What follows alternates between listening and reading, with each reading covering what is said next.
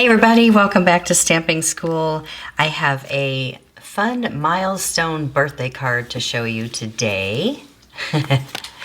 So I have a friend who's turning 80, which is a big milestone.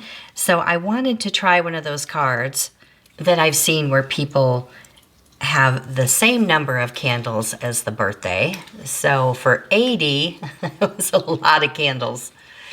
And it was fun to do, but I will tell you, it probably took an hour and a half altogether just because of placing the strips and all of that. But I'll show you how to do it. And I mean, it's a great way to celebrate a really big birthday.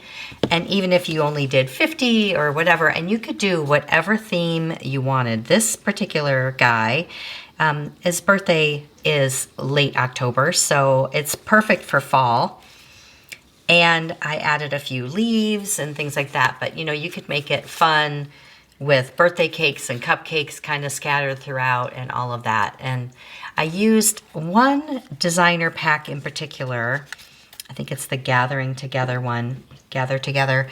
And then I did throw in a couple extra pieces that I had laying around, but I wanted to kind of stick with the same theme. Let me show you how to make the album part, which is really just accordions. I wanted it to be about 4 1/4 by 5 1/2 when I was done, but it does poke out and is a little uneven here and there, but I don't really think it matters. It worked out. So 8 1/2 by 11 paper, and then cut it at 4 1/4 or cut it at 5 1/2. It really doesn't matter because what you want are pieces that are all exactly the same in size, 4 1/4 by 5 1/2, right? So I'm doing 5 1/2 just to save on paper. If you wanted to make it larger and use 12 by 12 paper, you can. But I'll start with 4 panels. I think I use 5 for mine, and then there's about 15 candles per section. So I'm really trying to squeeze them in. But each panel now, if you're gonna have it pull out, you know, landscape, then score it at 1/2 inch. There's a little 1/2 on this side, so I'll come over here and score each one at 1/2.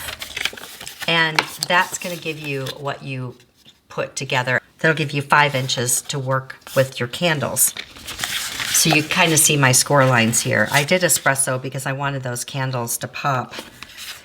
So the trickiest thing is making sure that your folds are on the back side, like that. So you're gonna hook them all together on the back, because you don't want to see that. I don't know if you'd see it up here, but I didn't want to see the crease.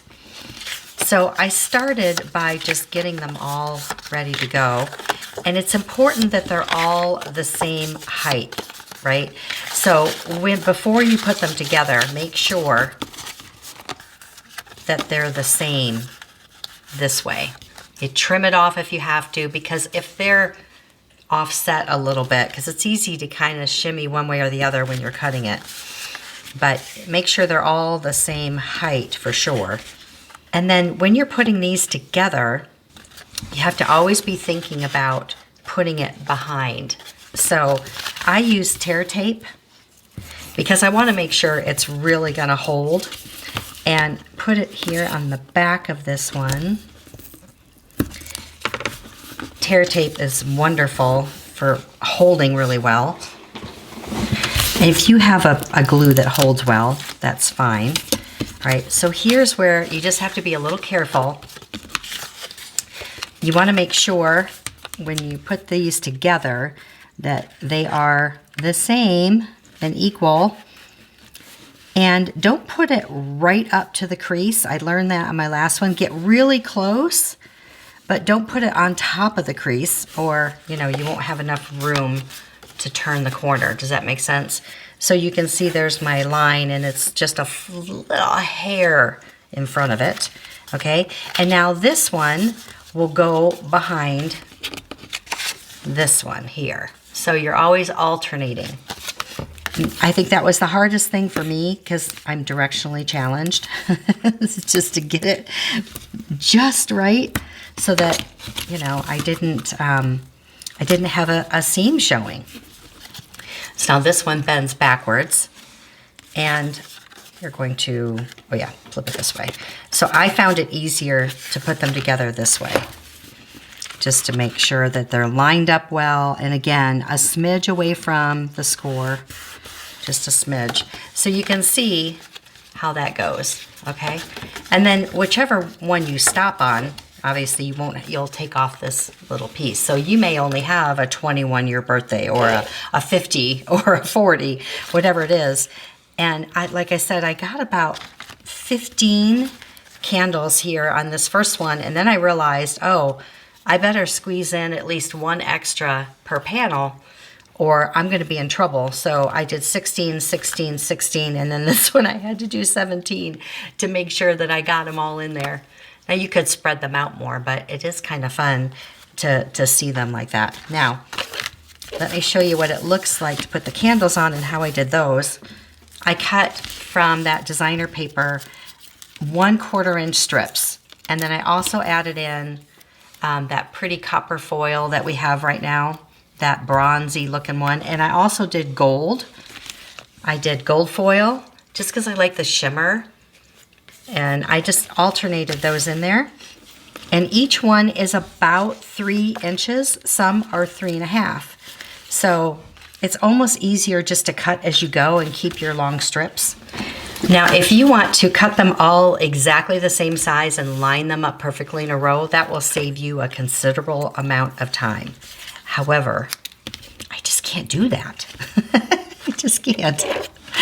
Now, if you want to save your fingers from being too gluey, you can grab a pair of tweezers. These tweezers, I swear by them, they're the ones that come in our embossing kit. They're fantastic.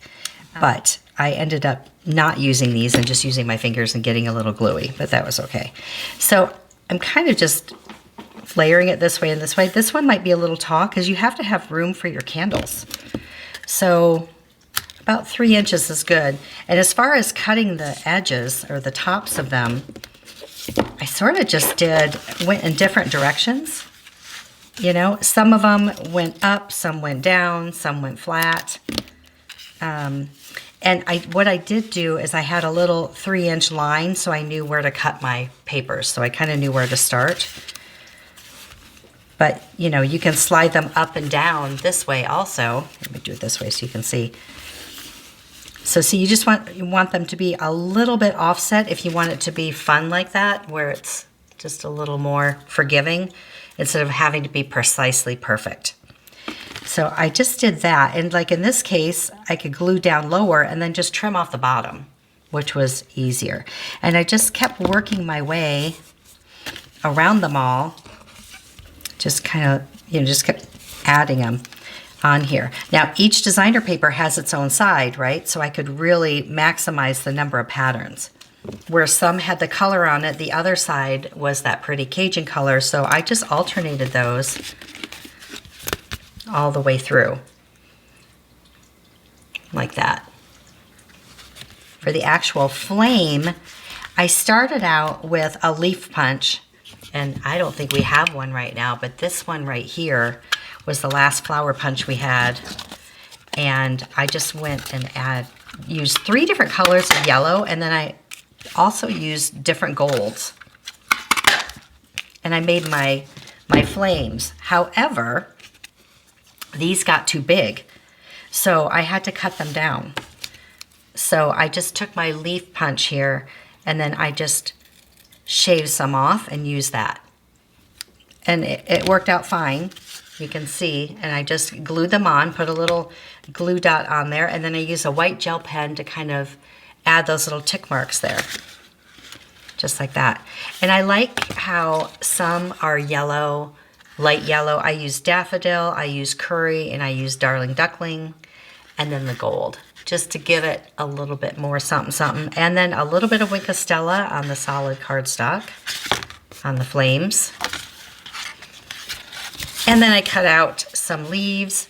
Now, this guy is one of our Firewise guys here in the neighborhood.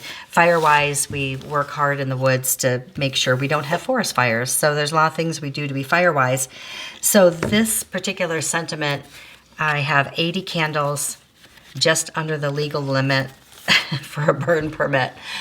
So If you want this document, I can send it to you if you email me. I'll put my email below, but if you want it for this particular situation, but you can type out anything, and I put the 80 right here. Now, to attach the cover, I didn't glue this on completely, so for the cover, I ended up doing 6 inches because I felt like it needed a little bit more, and that gave me the opportunity to kind of make it a little bit longer because you can see how things are kind of poking out. So I made the cover just another 1/2 inch bigger. So there's a 1 inch score line here instead of just a 1/2, just to give it a little bit extra room if I needed it. And I'm gonna put 2 adhesive strips on here.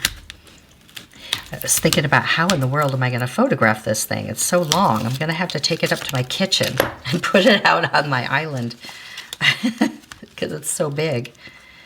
Yeah, so now I can kind of decide how much extra space do I need to cover everything, you know?